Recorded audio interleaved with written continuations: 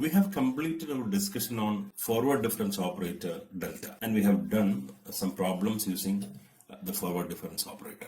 In this session, we are going to learn about a different concept called difference tables.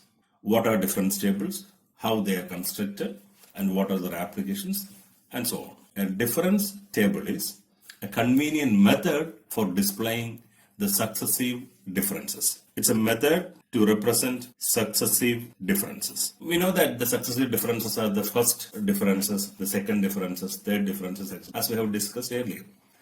There are two types of difference tables. One, the diagonal difference table, and there is another type which is called the horizontal difference table, of which we will be discussing the diagonal difference table here. Let's start with the x values. We know that the x values are called arguments. The x values are arguments. Now let's start making a difference table.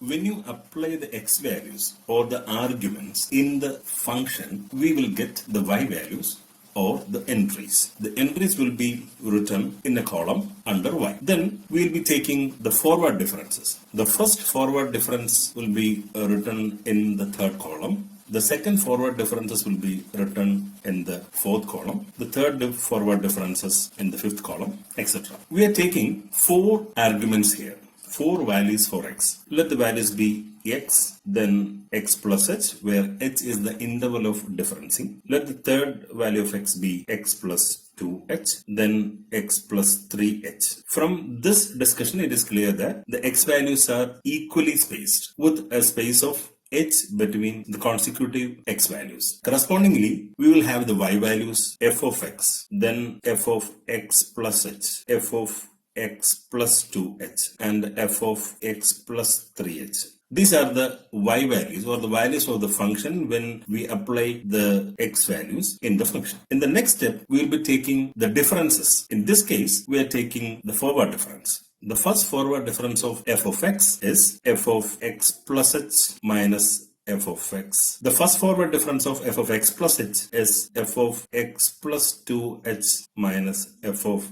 x plus h. And the first forward difference of f of x plus 2h is f of x plus 3h minus f of x plus 2h. So these are the first forward differences. The first forward differences are written in the space between the corresponding y values in the next column. Then we are going to take the second forward differences. The second forward difference is taken between these two values and these two values. Before that, for the sake of simplicity, let's write f of x plus h minus f of x as delta f of x, which is the first forward difference of f of x. And let's write this f of x plus 2h minus f of x plus h, delta f of x plus h, which is the first forward difference of f of x plus h. And this becomes delta f of x plus 2h, which is the first forward difference of the y value f of x plus 2h. Now taking the second forward differences. The second forward difference is taken between delta f of x plus h and delta f of x, and this becomes delta f of x plus h minus delta f of x. And there is another second forward difference between delta f of x plus 2h and delta f of x plus h.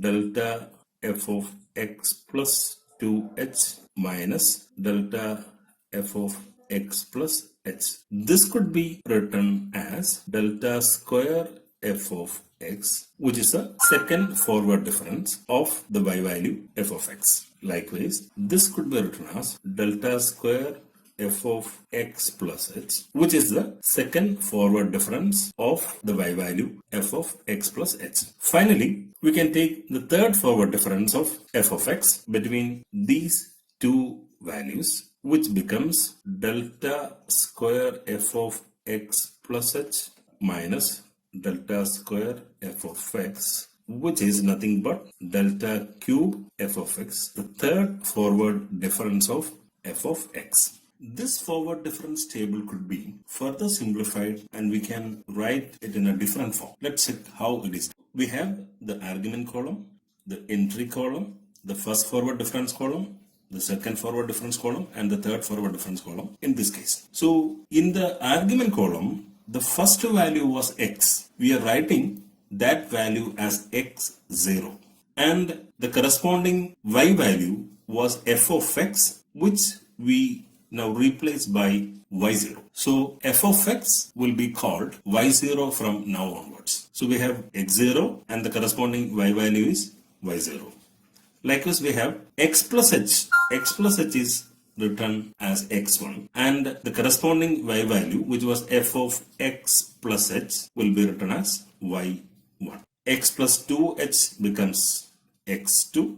F of x plus 2h is written as y2. Likewise, we have x3, which was x plus 3h, and the corresponding y value f of x plus 3h now becomes, or now will be written as y3. So these are the arguments and the corresponding entries. The first forward difference of y0 will be written as delta y0. The first forward difference of y1 is delta y1. First forward difference of y2 is delta y2. This delta y0 is nothing but delta f of x. Delta y1 is delta f of x plus h, and delta y2 is delta f of x plus 2h. Following this procedure, the second forward differences will be written as delta square y0 and delta square y1. Delta square y0 is delta y1 minus delta y0, and delta square y1 is delta y2 minus delta y1. Finally, we have the third forward difference of y0, delta cube y0, which is delta square y1 minus delta square y0. In the table, you can see the leading term here, which is y0, and the leading differences are delta y0, delta square y0, and delta cube y0. These are the leading differences, and this is the leading term. This is how we construct a forward difference table.